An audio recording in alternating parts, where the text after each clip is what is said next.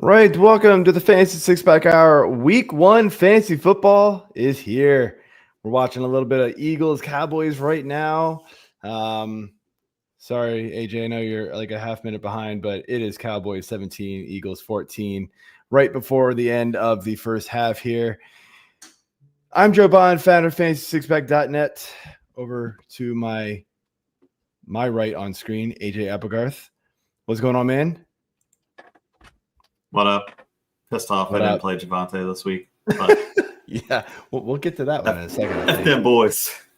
Corey, what's going on? How you doing tonight? I'm just happy I didn't spit on anyone today.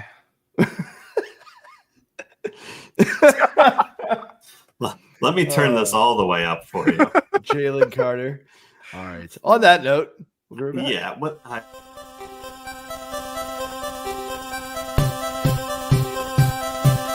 The Fantasy Six-Pack Hour with your hosts, Joe Bob and AJ Applegarth.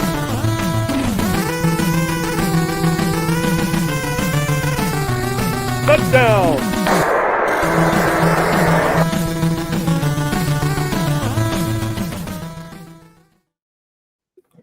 All right. So, yeah. Spitting on people. That's funny. All right, so we're gonna change it up this year. I see it. I just I like didn't see it saw. either. Oh well, I Jalen Carter's out. I'm like, what the hell happened? Game just started. Yeah. Well, he's no longer there, and Javante Williams has now scored 2 touchdowns. Probably pretty much. I wonder why he can run up the middle. Man, wonder what changed. No kidding. No kidding. That's amazing to me. I mean, usually that doesn't happen, but. All right, so if you've been here for a couple of years watching the show, usually what we've done is we've had a guest on or me versus, whoever, me just versus AJ, whatever. Mike, voice in the sky, asking little, start sit scenario questions with my rankings versus ECR versus, that kind of stuff is how we break it down. We wanted to change it up here, get these two guys a little more involved. And I'm still going to cover a little bit of my rankings, talk some guys that I like more, some guys I dislike more, a little boom bust pick type of thing. Let's have some fun with it. And then Corey is going to cover the news and injury and talk about the impact that has on the upcoming week. And then AJ is going to give his top streamers for the week, especially his favorite position ever. And that's defense. So defense.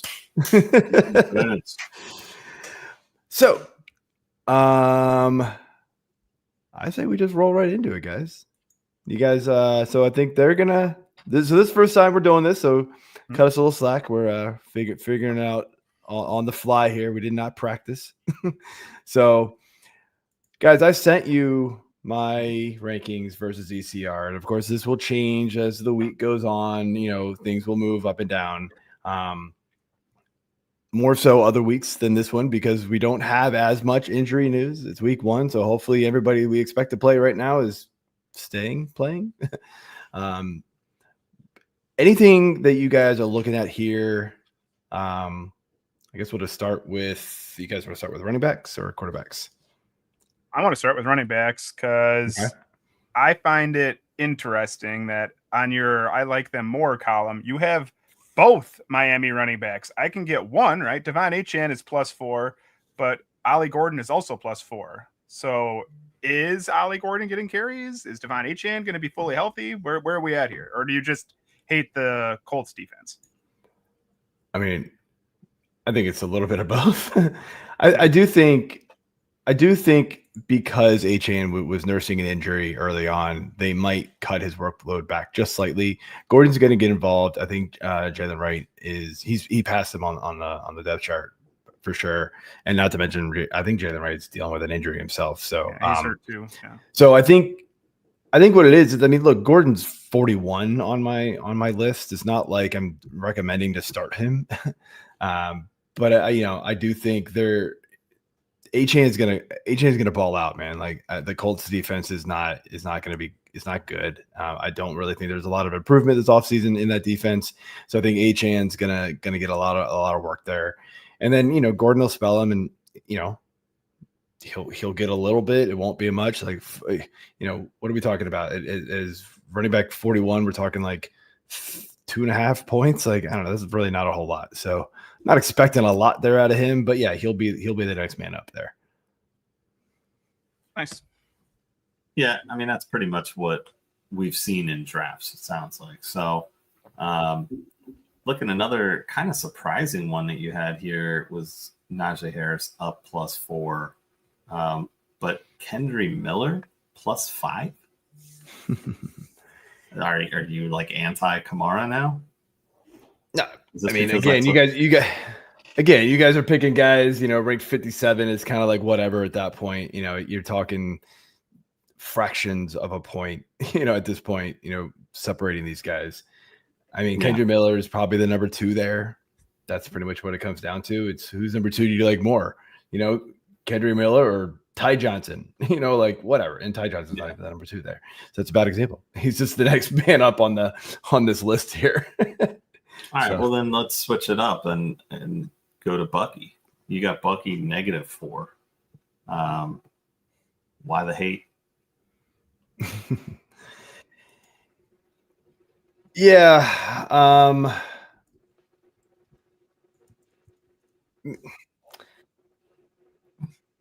That's I'll admit that's a tough one. I don't know why. I do like him a lot. Those games have been, especially last year, absolute shootouts, man. And so I think what we're gonna find is that the pass game is gonna thrive for a lot of them. And weirdly enough, the Falcons' run game last year wasn't terrible. Run defense, like they weren't as bad as everybody thinks. They were above average, especially in fantasy points per game. And they did strengthen that part of their defense for sure in this offseason. So I do think there could be something there. So as much as I like Bucky, I think this is going to be a pretty heavy passing attack game from both sides. Of course, Bijan's going to be a beast, man, no matter what. So you've got to get him there. So yeah. Like I do think there is something to a lot of people are just in. I mean, we've talked about it. I mean, is Bucky going to get the full workload that everybody expects? I'm, still not totally sure on it. So a little hesitation there. Well, then let's look at the other one that you're a little bit lower on here in running backs while we're looking at him, and that is Isaiah Pacheco. Looks like you are 4 below consensus there. You got him at 26. The consensus is 22. What's up with Isaiah Pacheco with Chiefs going to Brazil to play tomorrow night? I mean, first off, I think it's some of it is the travel. We might see a little less scoring in that game. That field is also awful. Right. That field is terrible. I mean, exactly. That's part of it. Like, so the travel to Mexico is not good for either team. And then you add in the fact that the Chargers were the 3rd best team fantasy points per game allowed last season against the run. I mean, it's going to be tough sledding for Pacheco. I do like him this season overall. I think he's going to be more back to what we saw in 2023 than what we saw last season. He started off okay until he got hurt. And then, everybody's just like, oh, he's hurt. He sucks. He's out, and I think people started catching on to it late in drafts because I was waiting for the late roll of these running backs, and Swift and Pacheco always went around earlier in all my late drafts than I thought he would go. Everybody just was like, nope, and scooped him up. And I was so pissed. Because those were my 2 guys, man. I said it really early, and then everybody started buying into it. So, I just think it's going to be a tough game for Pacheco, man. I think Pat Mahomes is going to have to work some magic. And I mean, look, he's got He's got all his receiving core back outside of Rashee Rice, so I think we'll see a better Mahomes tomorrow than we will see Pacheco. I agree with that. I think we should move positions, but first we should answer Tyler's question here in the chat. I can throw it up on the screen, because I'm impressive. Should I trade CMC for Achane? Well, you know where I stand. You know where I stand on that one. I had Achane above CMC before, and we'll talk about CMC. So I say firmly yes. I'm still going to go with no. This kind of spoils one of the injury news impact questions that you had. I think it's more of they're already managing his workload, and they're just calling it a calf injury. Because what else are they going to do? I expect to hear that limited in practice. I expect that is going to be the case all season. As you're going to hear come Thursday and Friday, it's limited practice. Like, what good does Christian McCaffrey practicing really do? Does he need practice? I mean, exactly. Classic Allen Iverson out there. We're talking about practice here. Like, I don't know. Yeah. That's my thought, but I would still do that just because I had Achane above him in the first place. Yeah, I did not, so I'm still sticking with CMC. Break the tie, AJ. I'm worried about CMC being on the injury report, but I still think ceiling-wise, his ceiling is higher. PPR, I'd say they're pretty comparable. Miami's got Waddle and Hill that are going to command the majority of the targets, but they lost Jonnu, so a lot of those vacated targets could easily go to Achane. The same goes for CMC though. I mean, you got Pearsall, Ayuk is, I don't know, living in a Taco Bell somewhere at this point. So CMC is still going to get his targets. Yeah, fuck it, do it. Wow. All right. We out on CMC apparently. Let's do it. Week one, let's go. Let's go to wide receivers here and talk Joe's wide receiver rankings. I'll take the first one. Let's talk about I think we can talk about Puka Nacua. You are higher. You're 5 higher than the consensus. You have him at wide receiver 3. That's real high. What's up with Puka? We talking about last time we talked about this. Did we? I don't know. I got called out about Puka last time. I'm pretty sure. Probably. It's gonna be a long season for you getting called out. Apparently, this is gonna be real fun, guys. I am trying to see something real quick because obviously did not prepare for which guys you were gonna ask me about. So. Oh yeah. So yeah, I mean, look, they're playing the Texans, and that was not a great secondary last year. Matt Stafford is supposedly healthy. I think Puka is right in line to do what Puka does, man. And I mean, there's no denying it. Like he's a target hog. Even with Adams there, it's going to be the same thing with him.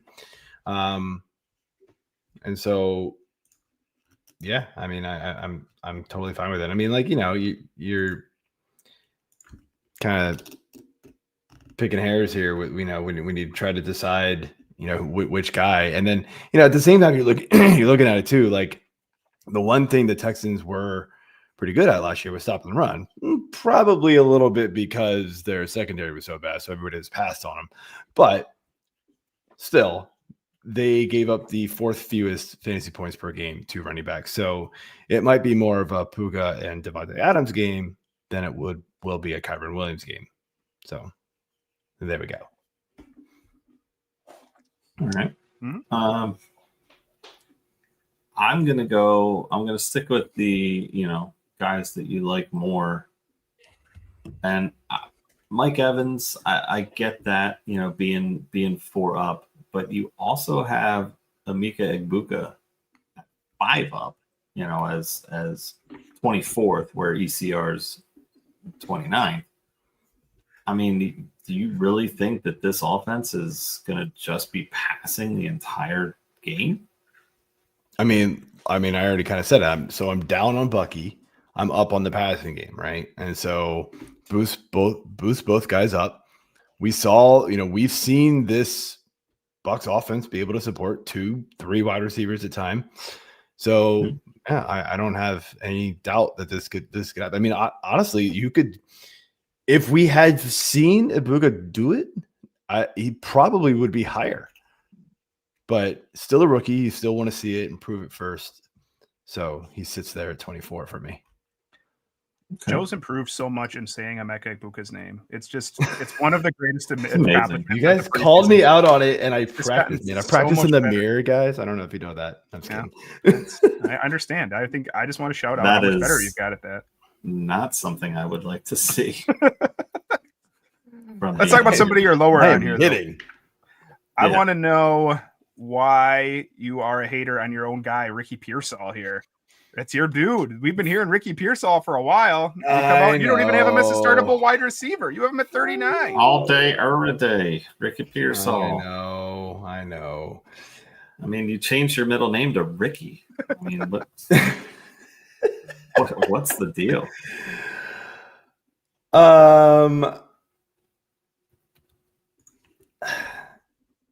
I think. We're expecting Jennings to suit up, right? And so you got to downgrade Pearsall at that point. I still like him as a bit of a sleeper pick this year. You could still get him fairly late in drafts. He started climbing the board at late because everybody kind of thought Jennings was done with the team. So I kind of think his draft costs got a little too high. Like he didn't become a sleeper anymore at that point. I think this is where he fits with a healthy Jennings, healthy CMC, and a healthy Kittle. This is where he is. He's number 4 on the pecking order there with those 3 guys healthy. Could I be wrong in week 1 because Jennings hasn't practiced and all that kind of stuff? Pearsall's the guy, maybe, but right now I'm going to downgrade him because of all those factors. And they are in Seattle, by the way. That's a tough place. Straight up is. Yeah. Real quick, I'll look at Rashad Bateman. Again, he's a little farther down at 55. So I get that, but he's down 5 more. Do you just not believe in that passing game? I mean, I get that. I don't. I never have. It's like it's deep shots to one of these guys, basically, is what happens. It's Mark Andrews, and then it's, run the rock.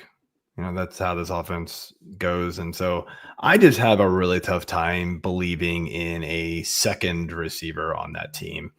I have a tough time believing in Zay Jones most weeks as a reliable target. I do too. With the Cardinals. Zay Jones is a bad receiver with the Cardinals. Zay Flowers, little bit. That's what I meant. Zay Flowers. Sorry. Yeah. Jones. I got you. Sorry. My bad. That's okay. Let the burns burn. Just week 1. Damn. Just gonna be a long 1. season. Just week 1. Correct. We are starting off strong here. We're starting off strong. Oh, yeah.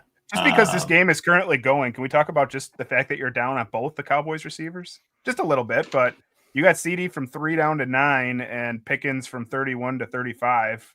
We're here 15 seconds before halftime. CD has 4 for 86 and Pickens has 2 for 15. Just didn't think they're going to be able to throw the ball. I mean, the Philly defense was damn good last season, man. I'm not going to lie. I know they lost a lot of guys. Look, losing Jalen Carter in the first 10 seconds of the game pretty much throws everything out the window. Like, it changes everything. There's like no pressure up front now. Dak has been able to do whatever he has wanted right now, and it's just kind of crazy to watch. So I liked this offense coming in, not going to Philly week 1 on opening day with a defense who was tough to get around last at the end of last year, man. Yeah. You can really tell the difference tonight without Jalen Carter or Milton Williams in the middle. Like, you can really notice it in this game. Yeah. I mean, Milt was definitely a loss. We lost Sweat. that whole line in general was just decimated. But the thought was obviously we got to pay Jalen Carter. Probably next year they're going to be talking about it. So I wouldn't be surprised about that. But you win a Super Bowl, you're always going to lose people. You're going to get plucked. You can't pay everybody because of the salary cap.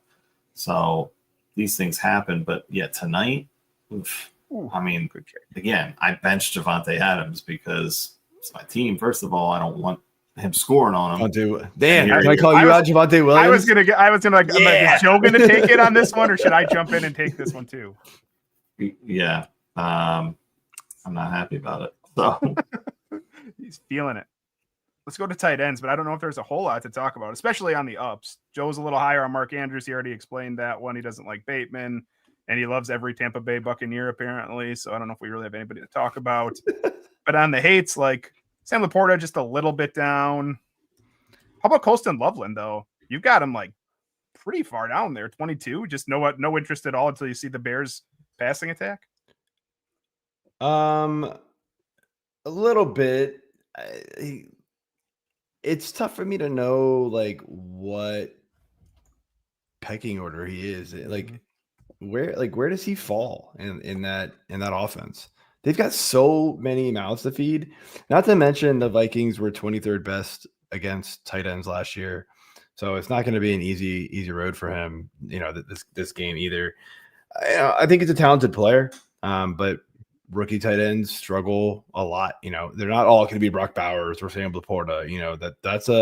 Those are not easy seasons to repeat. Like it's really hard for these rookie tight ends to come in and do this kind of, do a lot of damage right away. So yeah, I mean, it's just one of those, I'm gonna wait and see type of thing with Loveland. I'm kind of that way on all the Bears basket. I mean, I'm playing DJ Moore in some spots. I don't know if I actually got any Roma Dunze, and I have Luther Burden, but I didn't start him anywheres because I just don't. I want to see how that Ben Johnson offense works. Like, are they going to lean into it and just run the ball a lot? I could see that happening too. So yeah, I get being a little questionable on a lot of what the Bears are doing. Yeah. All right. So quarterbacks no, I want to stick with one tight end real quick. You have Darren Waller +6. I mean, the guy's been out of the league. Again, he's going to be the one that might get some of those vacated targets, but I mean, can we really trust that without seeing it? No, that's why I've got him tight end 30. Yeah. I mean, at that point, who cares? I'm not trusting anybody down there. I know it was more of a joke question, but yeah, let's move on to quarterbacks. All right. So I think AJ should start it off because before you hopped on, AJ, I picked out a quarterback and I said, Joe, what is going on here? And I want to see if you pick out the same name that I do.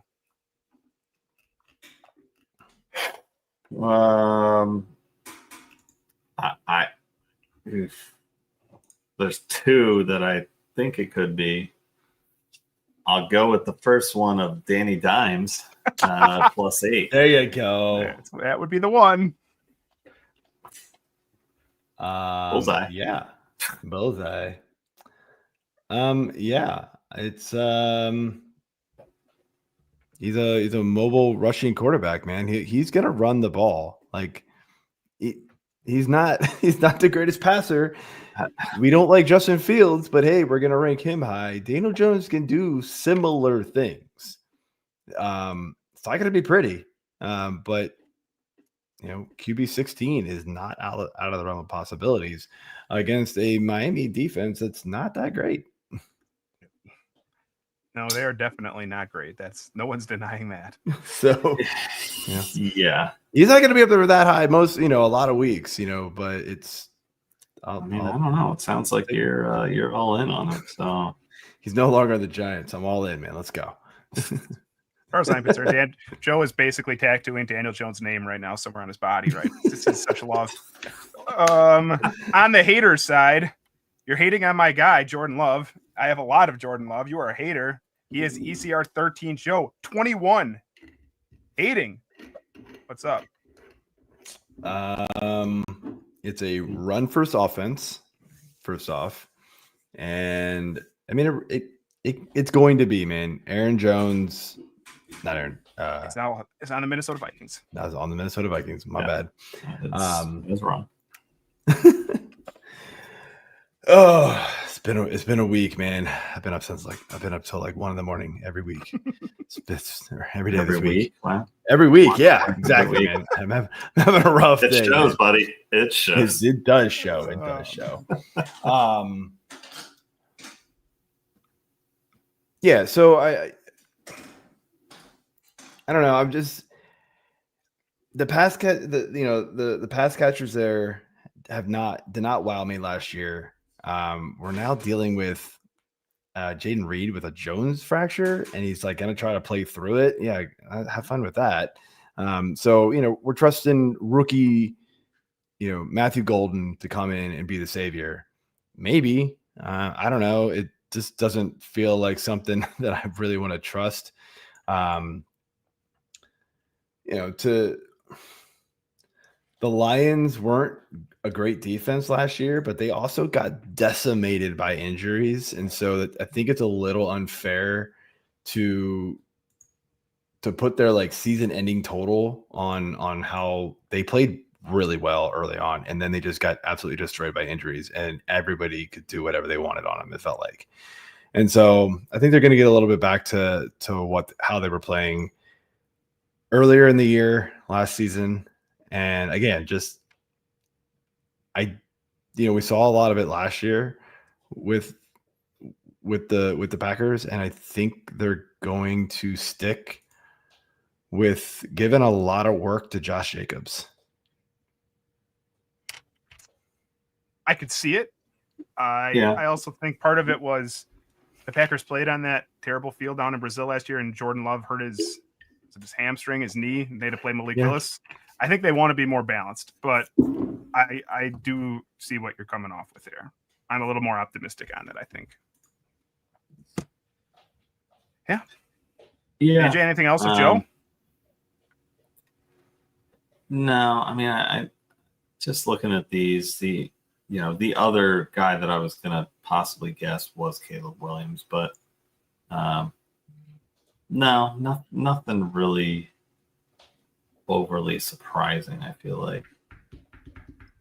It's week one. I think you were saying it's week one. A lot of stuff still kind of chalky. To really, like there's not a lot of places you can really go. We got a question here in the chat we can go to. BD, PPR needs a flex, deciding between 4 guys in a PPR league.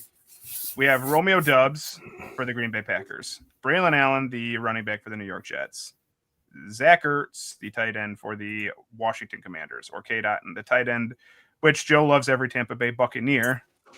He has Rashee Rice waiting in the wings. Joe, you have the rankings. Where are you going first, man? Let me pull up my PPR flex rankings. I mean, I think it, without even looking at them, I think it's pretty easy. It's Dobbs.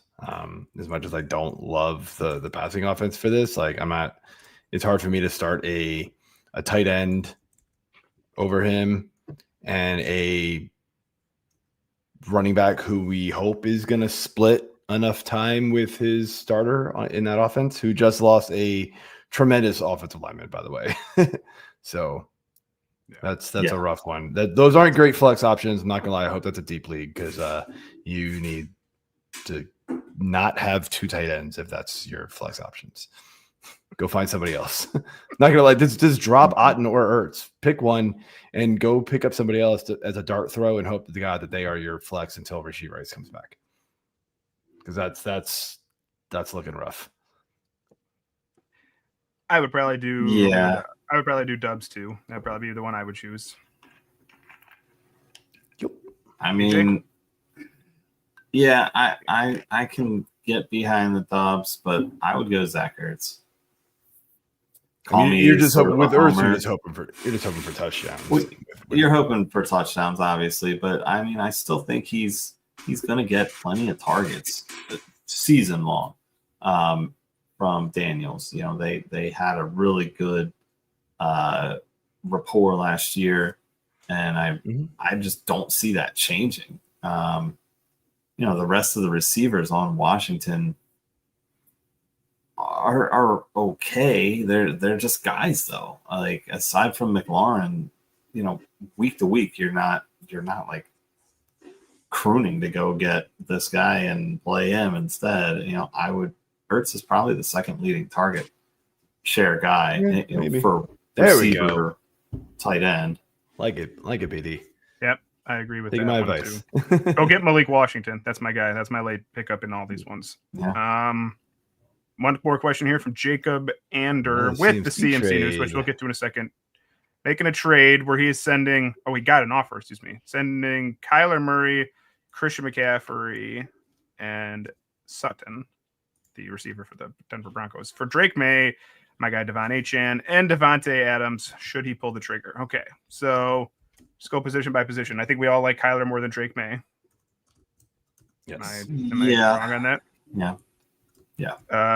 CMC and HM, we talked about that earlier. I like HM more. These guys like CMC more. Well, no, actually. What? No, I said HM. No, he said HM right. too. You said he liked HM more. So, yeah. And then Cortland Sutton or Devontae Adams. I'm gonna slightly lean Adams on that one. Yeah, but it's not with a whole lot of conviction. Like, no, it's not. Not that I have a lot of conviction on much. I mean, that one's. I could go either way on Sutton or Adams. I would hold this. I would hold the relationship with Sutton and the Knicks, and he's the number one there, whereas Adams is like a 1B, I guess, maybe a 2. But I think the passing volume you're getting in LA is going to be tremendous. I think everybody is sort of expecting Bo Nix to get a little bit more, but he's still going to pass a lot. He can run a little bit too. So I think it's a very fair trade, right? It's a fair trade, but it's a fair trade, yeah. I'm not looking to. Well, he says Adams would also be in his flex. He put another comment. His receivers are BTJ and Higgins, so Adams is his flex. So you only start 2 receivers. I mean, I don't really know what you're. I don't think even if you do think so, here's my thing. So Sutton is probably in your flex too, right? So you're barely upgrading receiver. Even if you think Achane is an upgrade to CMC, which I don't, you're barely upgrading running back, and then you're downgrading a quarterback, I think.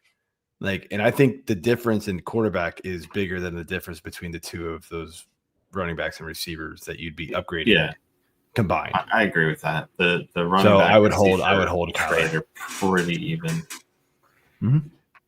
Yep. I think we are all somewhat in. Yeah, so it's Terry McLaurin. So yeah, I'm not even worried about it. Yeah. You're not gaining a whole lot to drop in the quarterback. No. Yeah, man.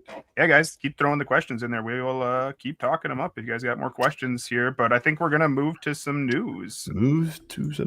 And injury impact here. I'm going to start off because we've already hit it up. I switched around the order here just because it's been talked about a lot already. So let's just get the real answer out here. CMC on the injury report. Corey, how worried are you about this? How worried should other managers be? Obviously, people are, because we're getting trade questions left and right already. So, I mean, I said it before going in. Achilles tendonitis is chronic. Now, officially, they're saying that it's a calf injury. They said it was a calf injury last year, which morphed into Achilles tendonitis. So I'd be a little worried. If you drafted Christian McCaffrey thinking you were getting 14 games out of him, I don't know what to tell you. It was never going to happen. I would be shocked if he plays that many games. But I'm also not saying that one day of a limited practice in September 4th means he can't play the rest of the season either. You just have to be cautious for what you have and know that he's probably going to have a lot of these weeks where he doesn't practice a lot. And you just got to realize that they're going to be very cautious with this workload because they're trying to make the playoffs, right? The San Francisco 49ers, I know they sucked last year. There was a lot of injuries. They are a very good team. They are going to be very cautious with him. But yeah, be concerned, be up, but I also wouldn't be just dumping him for whatever I can get either. These are fair trades, but don't just sell Christian McCaffrey for 40 cents on the dollar or something like that. I agree. Yeah. I said it already. I definitely agree that it's just workload management right now. There's no other reason to do it. They didn't say he was actually limited in practice. They said they was limited, and that's just like the term, the injury report term. So read between the lines. That's what it is. Yep. So, all right. So what else we got on news? I don't know, AJ. You want to ask the next one? we're rolling here. Always got the sheet up. Again, I'm trying to keep things going here. Yeah, you want to just throw. I like that Malik BD here. Took my advice, picked up Malik Washington. Thank you. See, I like that. There you go. All right, so let's get into the news. Basically, this is, mostly going to be geared around injuries this season. But again, if there is any big news, trades, people maybe retiring, hint, I don't know, stuff like that will be in the news. So we've already kind of talked about CMC. He's on the injury report.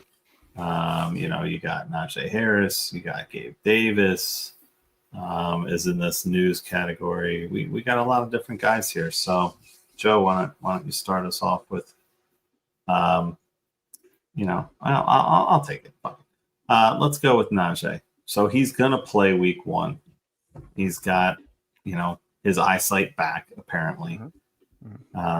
Fireworks are not allowed anywhere near SoFi Stadium, I believe they play at. So nice. What do we think about Najee?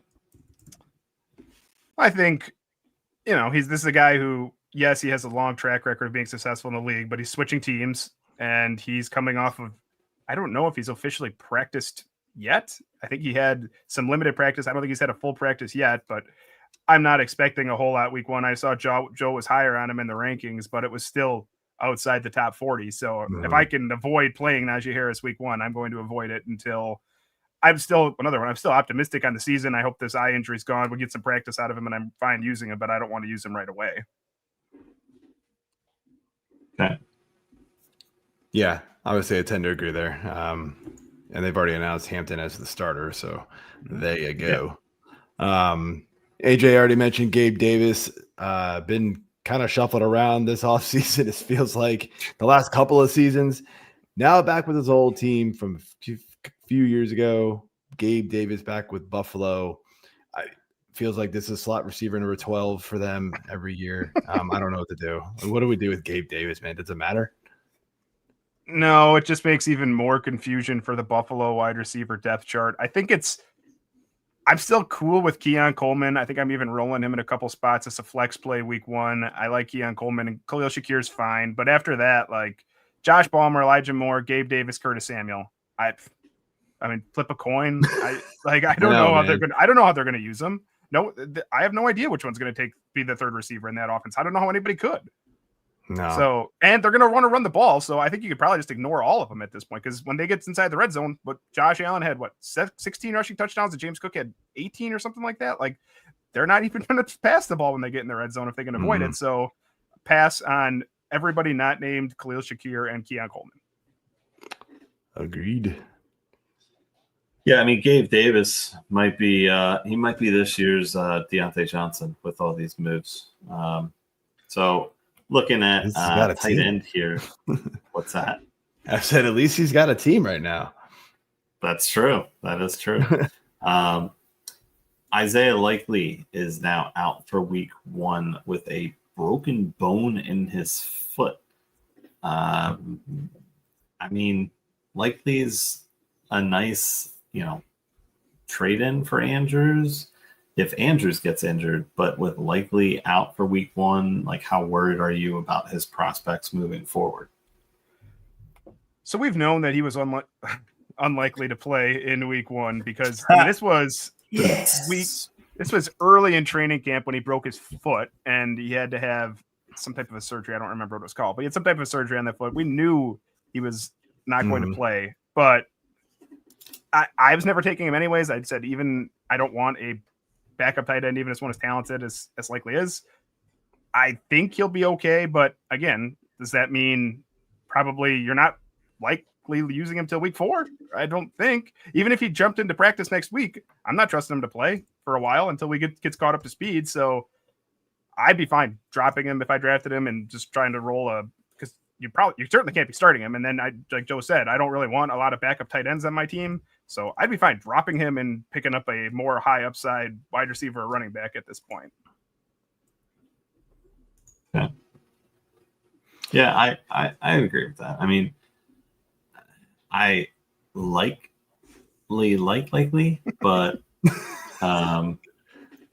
it's hard not to say if he's not likely to play for a couple more weeks, then me no likely. Can we have that counter all season? How many times we have to say likely or unlikely when we're talking about Isaiah likely? That'll be a fun one. Yeah. Well, I'm gonna screw it up by just saying likey every time. Oh my god. Be likely. All right, so I already talked about him a little bit with you guys asking me about Pearsall. Juwan Jennings obviously signed the contract, so he's back with the 49ers. Back in good graces, I guess. Sounds like he's going to play week 1. Are we, I know, just magically healthy and back on the field? That calf injury, man, just suddenly, instantly got so much better. I'm feeling good. What calf? Exactly. I mean, so what are we thinking here? Like, this is Jennings back to being wide receiver 1 for this team, or do you believe that Pearsall could be like the guy? The guy is George Kittle. That's the thing. Okay, out of the receivers. I know, and that's the problem and we're back to, I still like Jennings more than Ricky Pearsall, slightly. But it's going to be, it's another one where when Juwan Jennings was going to sit out and it was just going to be Pearsall, I thought you could use him every week. Now it's you can use Kittle and you can use McCaffrey, and the other receivers are more like flex options if you need to. I don't know if I'm ever going to be overly excited to start Juwan Jennings or Ricky Pearsall anymore, because a team we're talking about where they fall in the hierarchy of getting the ball, right? And they're behind McCaffrey and they're behind Kittle as long as those two are healthy. And then eventually Brandon Ayuk's going to get added back in, and then it's going to become even more annoying. So I'm fine with they should be on rosters. If you have them on your bench, fine. And if you want to take a chance on it, go for it. Juwan Jennings, Ricky Pearsall, you want to go for it week 1, fine. But I also would be looking to bench him if I could, because I want to see it first. Yeah. I mean, I am starting Juwan Jennings in a league, but it is a 14-team league with 3 flex, and he is in one of my flex spots. Sure. Don't have a lot of chances. Don't have a lot of choices there. I mean, so that's a rough one. So, all right. So moving on to another injured fellow receiver that we assumed was going to be out for a little bit, and apparently Stephon Diggs is ready to play in week 1 miraculously. What do you make of this?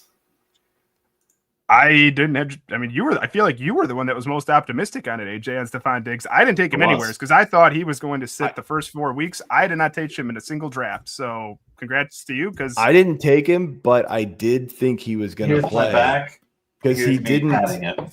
He was practicing the entire camp. So like once he started practicing and wasn't missing camp, it was like, okay, he's gonna be like, why wouldn't he play? Yeah. But I still didn't take him. I mean, the reports were even with him practicing, they were still negative enough to drop him really far down draft boards. It was too far, in my opinion, and that's why I scooped them up where I could, when I could, as long as there wasn't more value, that I thought right in front of him. But I have him in a handful of places, and I love this news. I think this is fantastic. Yeah, I expect, not that I expect him to be the top receiving target right away for the Patriots. If he's good to go, there's no reason to think he won't. Oh, yeah. Him and Yeah. I like Demario Douglas late. I've always been a Demario Douglas guy too. I mean, Mhm. not that you necessarily need to start him if you have him. He's more of a flex option too, but I think that offense can support 2 wide receivers, but Diggs is the clear number 1 target. So go for it. Yeah. Little dark horse sleeper there is Efton Chisholm. Everybody seems to like.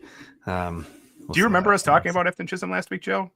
Were you still competent at that point? A little bit. Anyway, screw you guys. Screw you guys. I'm going home. Oh, wait, shit. I'm already at home. So this was news today. Christian Kirk out week 1 with a hamstring strain. What does this mean for the Texans?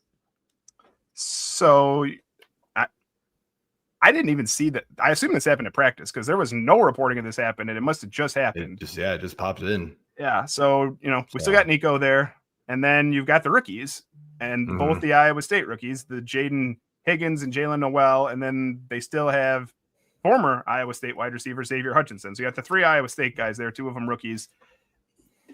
I'm going to assume it's Jaden Higgins, just because he was selected first and did a slightly more in the preseason. But again, those are late. If you really need a wide receiver, like BD was talking about down there, where you want to take a late upside shot, you might be able to pick those guys up still off waiver wires, Jalen Noel or Jaden Higgins. Yeah. And, put them on your bench. But I'm not looking to start them. I assume this just is, all systems go for Nico Collins to get 15 targets this week or something like that, and go ahead and bump him into top 5 receivers or whatever. But I'm not looking to start any other Texans wide receiver if I can avoid it. Mm-hmm. No, I for me, what this does is it opens the door for one of these other receivers to get a better chance, right? To kind of leapfrog Kirk, which is what a lot of people thought was going to happen eventually anyway. I liked Kirk as a steady number 2, safe number 2 in this offense. And they desperately need it, honestly, with Mixon not healthy. And I mean, nobody really likes Nick Chubb. Woody Marks is kind of whatever. People are kind of trying to reach for Dameon Pierce at this point because he had a decent preseason. It's this is bad. So this is going to be 25 targets to Nico Collins. And yeah, just Nico Collins to the moon, man. They're going to triple cover him and just be yeah, have fun. Yeah. And then we're getting AJ's favorite news. Oh, yeah. Like I alluded to earlier, news equals retirement. The retirement here is Mr. Amari Cooper. This was announced earlier today. I saw it on ESPN personally. There was this whole push for him going back to the team that drafted him in then the Oakland Raiders, now Las Vegas. I mean, as much as me and Joe have talked down about Cooper pretty much yearly because of his absolute boom bust, potential, now he's gone. So who are we going to take over as the complete boom bust guy now that Cooper is hanging it up and we can no longer hang with Mr. Cooper. So we're back to Jacoby Myers, cleared top target. I don't know if that really ever changed. And I think it's Dante Thornton, right? It's the boom bust guy.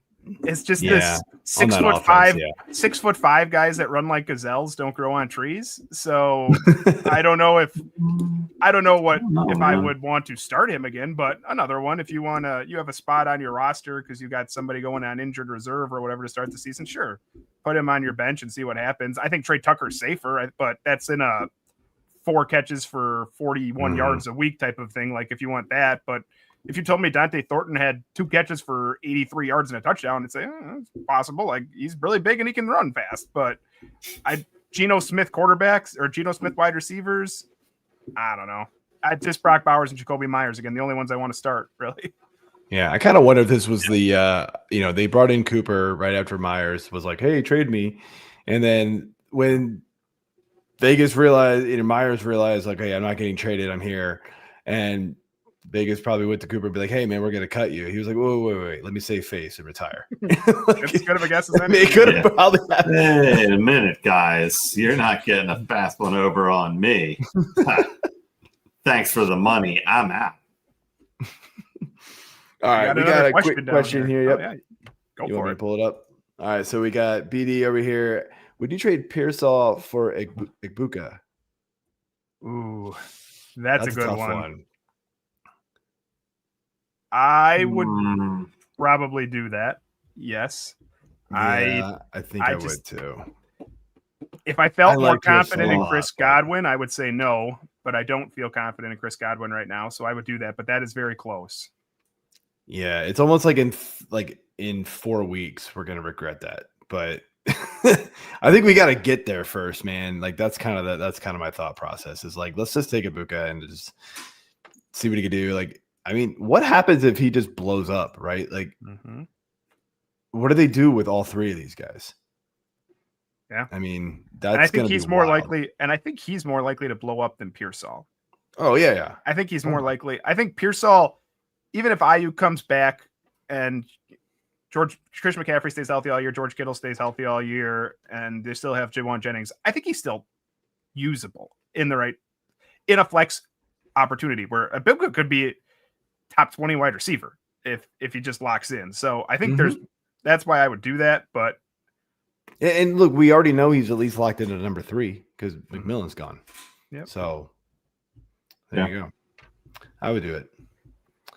All right. Let's jump over here to AJ's segment of the week. His favorite segment. Oh yeah. Top streamers. AJ, go ahead and drop your quarterbacks here for us. You got a couple doozies. I do indeed. I'm gonna start with Trevor Lawrence. Obviously, most people were not drafting him as a QB1 by any means.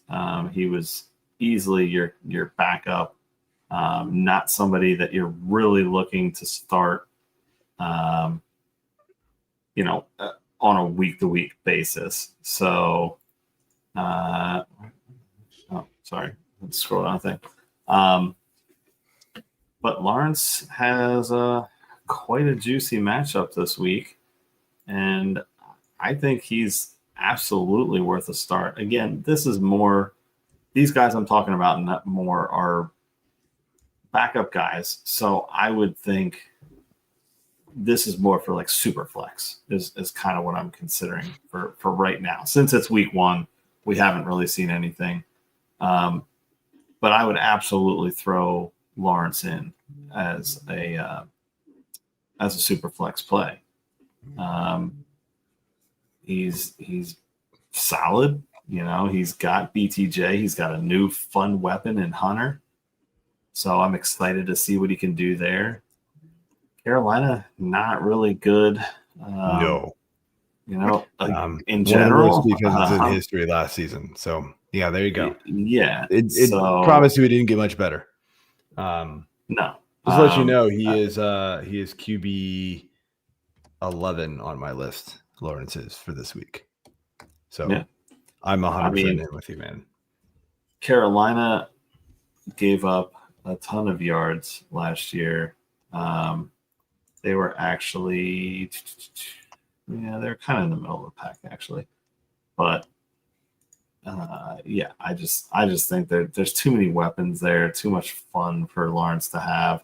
Carolina did give up the most touchdowns receiving, so you're destined to get a touchdown out of that. My other guy, he's QB. What's up? He's actually QB.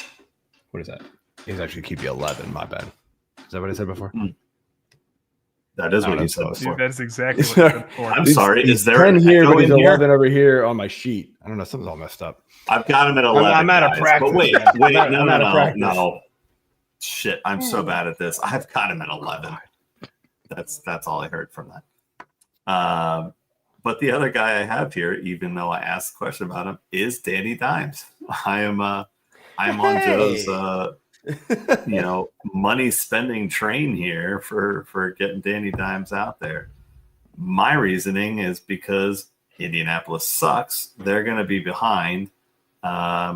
He's going to have to throw. He has that rushing ability, even though he can go 80 yards and then, fumble or trip himself, which has happened in the past. He's been known to do that against the Eagles. So you got to watch out for that, but you can't bank on that happening.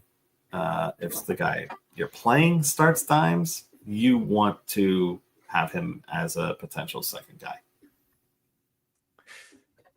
Danny Dimes love on the Fantasy Six Pack Hour week 1 here. I'm going to just start dropping. I'm just going to bring Dimes, start dropping Dimes during the show.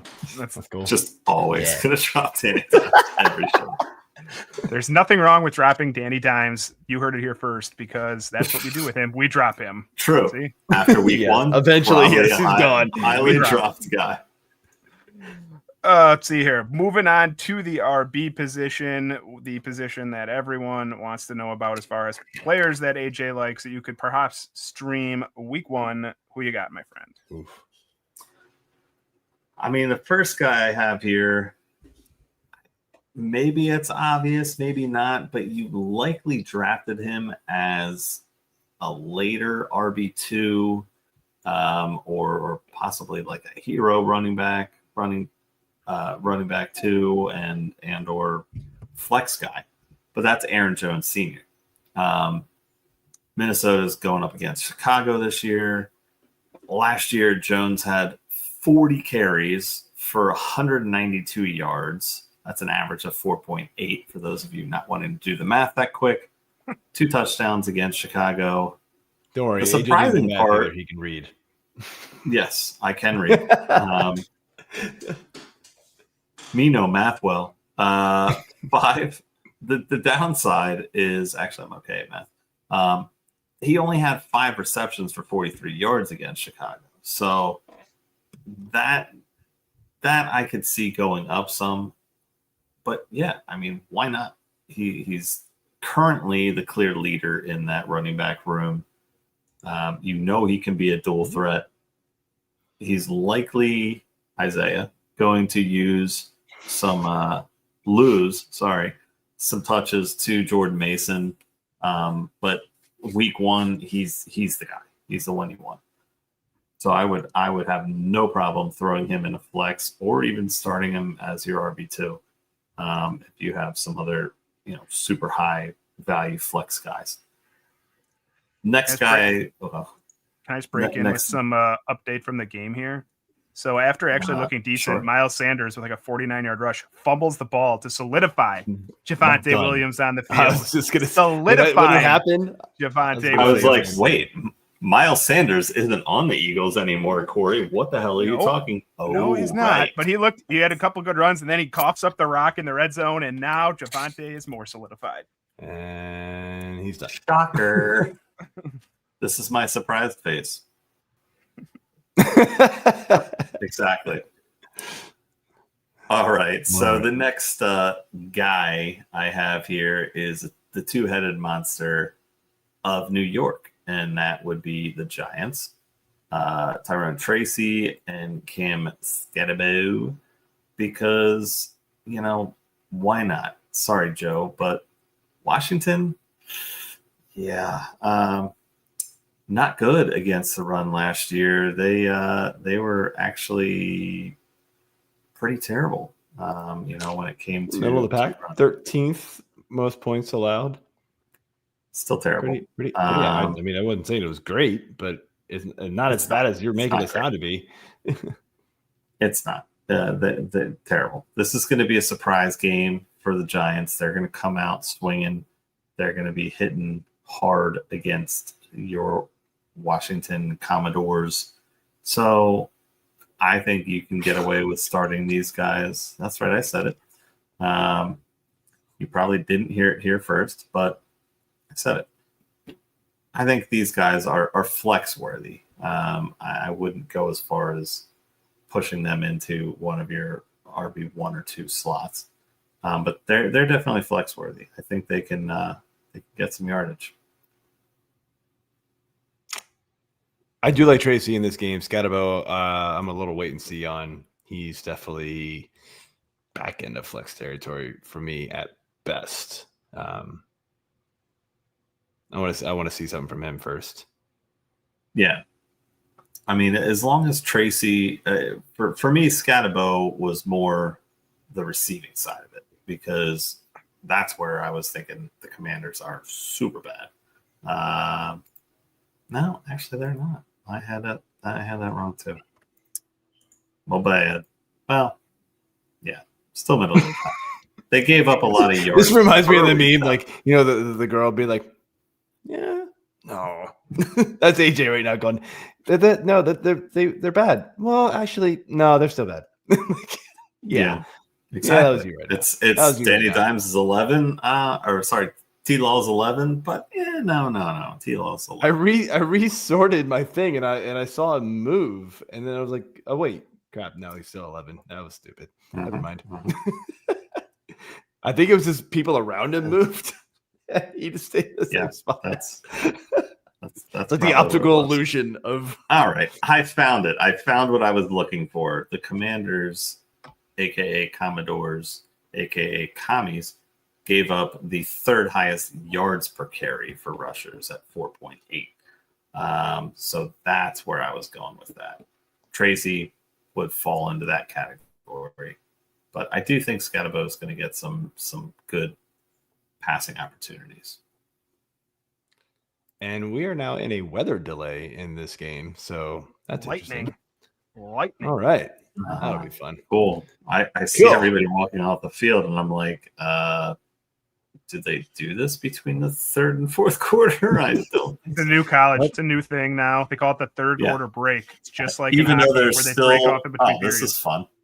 So there's still 4:44 in the third. Fun fact, because we like those stories that I provide. I hit twice, not once, but twice on 444s in 3-card poker after a Hall & Oates concert in Atlantic City. We went and played some games. I watched my friend lose a bunch of money really quick on blackjack, and then I played 3-card poker and hit 444s twice. $600. It was fun. You hit 444s twice? Oh my God. I hit it twice. It was ridiculous. And it was within like 5 hands. Even hitting trips twice of anything would be ridiculous. You hit trip fours twice of anything. That's trip fours both times. It's 4, like, must be that would equal twice now for the math. Sure. You already established your math dominance. 4 needs to be your like favorite number now moving forward. All right, let's jump over here to the receivers. You've got a couple of rookies here that you seem to like. I do. So, before the show, I kind of poo-pooed one of them for you, but with the Christian Kirk news, I do like Jaden Higgins. I think he was pretty electric in college. I had him in our league last year, and I loved watching him play. He's going to bring something that people may not be expecting from, for Houston. And with Kirk out, this only elevates him even more. So I do like Jaden Higgins. Again, this is if you're in you're kind of shitty matchup wise with your third wide receiver, or your flex is a little questionable. That's where I'm looking at him this week.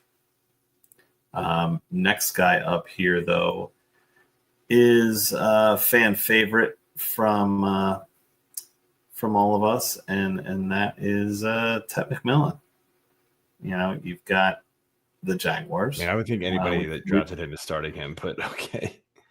I would think so too, but you may have just gone zero running back again, running back heavy, and you just want to do this. You just put them in there, plug them in.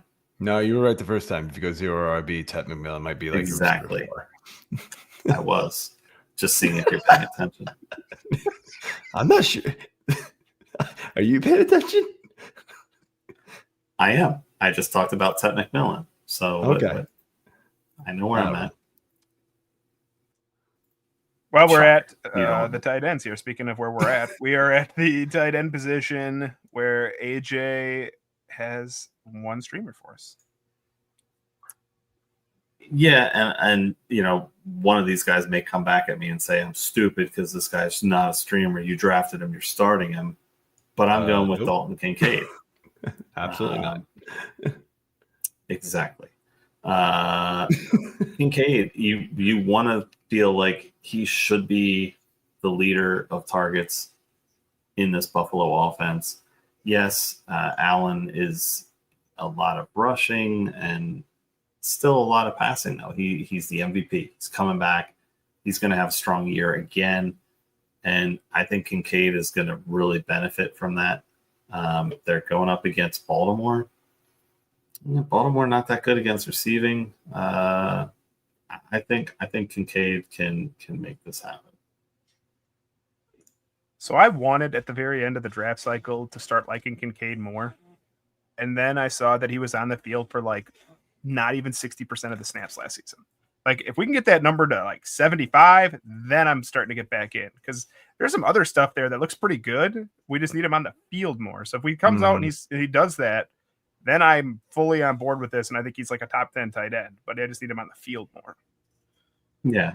I don't see why he can't be on the field though. I mean, their receivers are like not anything to really write home about. So they say. I mean, you got Shakir, okay? He's pretty good. Maybe Shakir is our next Amari Cooper though. Boom bust guy. Keon Coleman, we don't know, but he's also questionable going into this week. He still has to prove himself, in my opinion.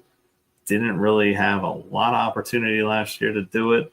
Was injured a little bit last year too. Now he's questionable again with a groin injury.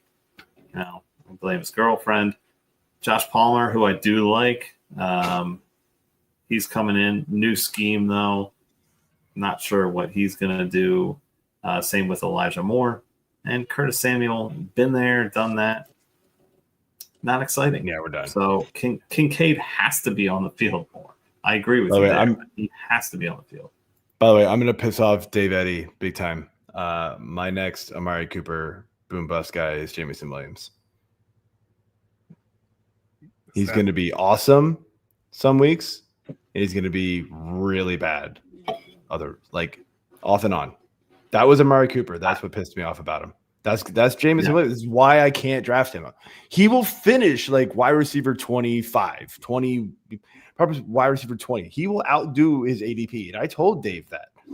He put that poll out on Twitter, like at ADP, would you draft Jamison Williams? And everybody's like, yes. I'm like, yeah, he's going to outperform his ADP because he's going to have these like 45-point games, these 30-point games, and then he's going to have these like, he's going to turn around though and give you these like 5-point games, 6-point games because he's going to catch 2 passes for 40 yards. And who cares? Like those burn you bad. Cool. Yeah, that's why I never drafted Amari Cooper. Until it was 1 year, he was going like, it was like 10th round for the Browns, and he actually became like mildly consistent that year. And I was like, oh, well, the 1 year we both jumped on that year. We're like, all right, you know what? This is the I mean, at that price, I'll do it. I'm not gotta figure this out. Jeez. At that point, like there's nobody with bigger upside than him. So, all right, man, let's finish it off with your absolute favorite streaming position here, and that is defense. Who have you got this week? That is the big D, is Joe's favorite for me to talk about. So this one, there's a couple of good matchups that I really like. And again, we've already talked about it before.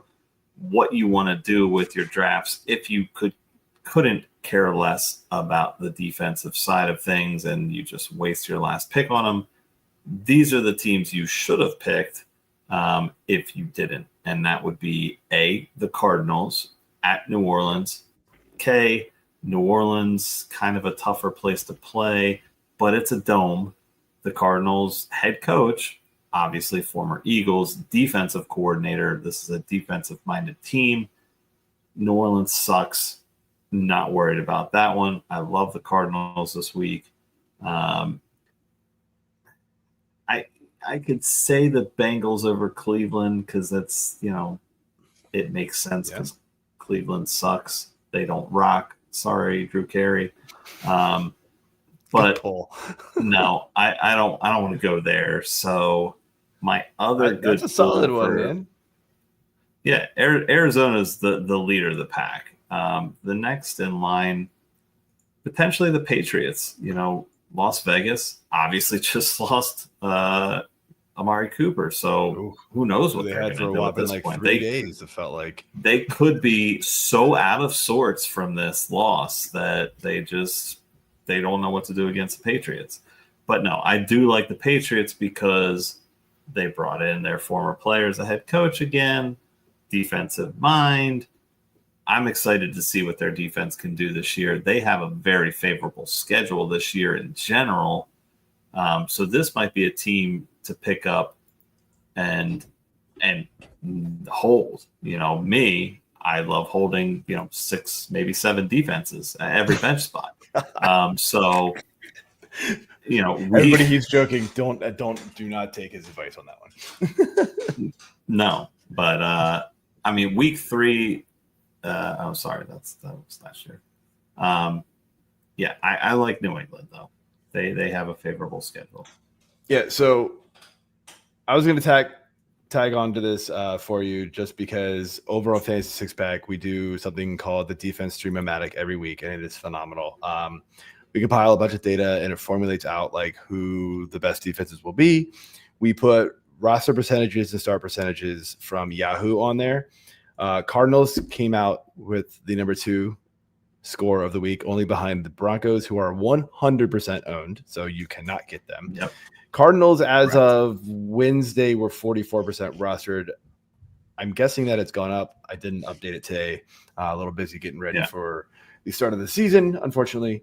The Bengals actually were 1, 2, 3, 4, 5, 6, 7, 8. The 8th, they were 9% rostered. I know everybody does.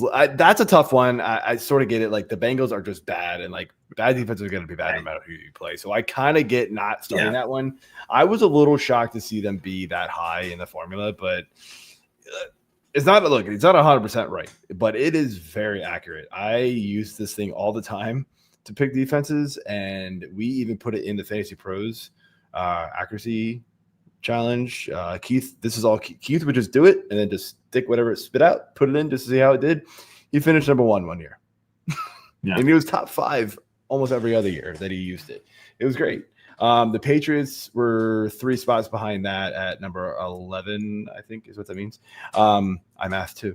14% rostered. You crapped all over the Commanders. They actually came out as number 3 in this. And I do like them this week, but I feel like they're more heavily owned because it is the Giants. Only 34%, and actually, really, I mean that's kind of surprising. This was yesterday though. Like again, like it could switch around. Well, so what happens, especially week 1, right? Is people draft their defense. People were just like, oh, we're gonna go draft the Ravens. 97% rostered. I want nothing to do with them this week against Buffalo. Never. I like the Ravens defense as a whole, but there's no effing way I would be drafting them right now for week 1. They were very good last year. But the Vikings, they're going to have a tough schedule again. Yeah, the Chiefs are high up against the Chargers, but this is rostered. So that's fine. That one's decent. Where are the Texans on the Stratomatic? That's the one I've been playing. The Texans are pretty much right smack dab in the middle. I think they can get after. I think they're going to get after Matt Stafford. So they're 78% rostered. I can see that. So I've been. I came out targeting the Niners only because they actually have a good week 2 matchup. I want to say they're playing Carolina in week 2. I don't know. Who? I remember looking at it. Oh, no. They get the Saints in week 2, the 49ers. They get the Saints in week 2. So they get Seattle, who, I think we all are like excited about Kubiak's offense in the run game. But look, the 49ers, not only are they're healthy this year on defense, but they brought back their boy, man, the defensive coordinator. Like they're gonna get after it. Yeah. And then they get the Saints in week 2. And then, like, I mean, yeah, we all like the Cardinals, but like again, it's the Cardinals, and then they get the Jags, and then they get the Rams, who you can blitz. Like, it could be a 5-game stretch where I'm just hanging on to the 49ers and be okay with it. Well, yeah, and I feel like a lot of people, more people than not drafted the Niners. They didn't. They're only 32% rostered. I could it. get them with the very last pick in every draft. Surprises me. That is pretty shocking to me, but. Yeah, I mean, I'm looking at it now. Even on ESPN, they're 17.8. So again, it's what it is. Is everybody went after just whoever's at the top of the board in your draft room, which is the Ravens, the Broncos, and that's a great start. They got a great matchup week 1. They went after the Eagles, right? The Eagles is 100% rostered. They're a great defense. Yeah. Playing Dallas in week 1. They're going to suck if Carter just keeps spitting on everybody, though. So. I know. I mean, they actually came out number 4 on the Streamer-matic, but I mean, you don't account for their best defensive player getting ejected. Yeah, that kind of screws everything up. And then so it's Chiefs, Vikings, highly rostered, Texans, highly rostered, Lions, highly rostered, Bills, and Ravens. I'm like, I want nothing to do with that Bills Ravens game at all. Not on the defensive side. It's not going to be a low scoring game. That's going to be like everybody. A 34-31 game, man. Like, no, thank you. Yeah. No, that's ridiculous. So, but Arizona, I just laugh. Schedule wise, Arizona starts in New Orleans, then they go home against Carolina. Then they have San Fran, like you said. And if CMC's injury drags through week 3 because, San Francisco likes to lie about his injuries, he's less effective or they're less effective without him there. Then they got Seattle on a Thursday night, short week, but it is a home game for them. Kind of a toss-up. Interested to see what Seattle can actually do this year with Darnold. But then you got Tennessee, Indianapolis. I mean, there's they got a pretty nice schedule. Look, San Fran's got a nice schedule too. They got one of the easiest schedules as well.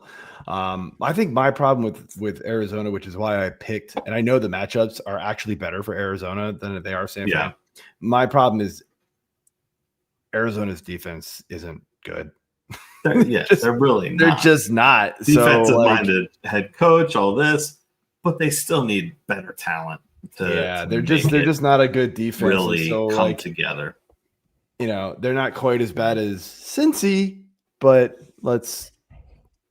matchups are only going to matter so much when you're just kind of there, though. So that's 10 minutes on defense there. What else could people ask for? Yeah, that's pretty awesome. I think we have one more question. Yep. Best end of the bench wide receiver pickup in half PPR: Jalen Noel, Alik Ayominar, Isaac Tesla, and Dante Thornton. Amari retired. Thanks for that. Thornton. I'd go with Thornton over all those guys. I like Noel too, but probably would half PPR. At least the number 2 receiver on the team, but he's probably the number 4 target behind Bowers. Jenske.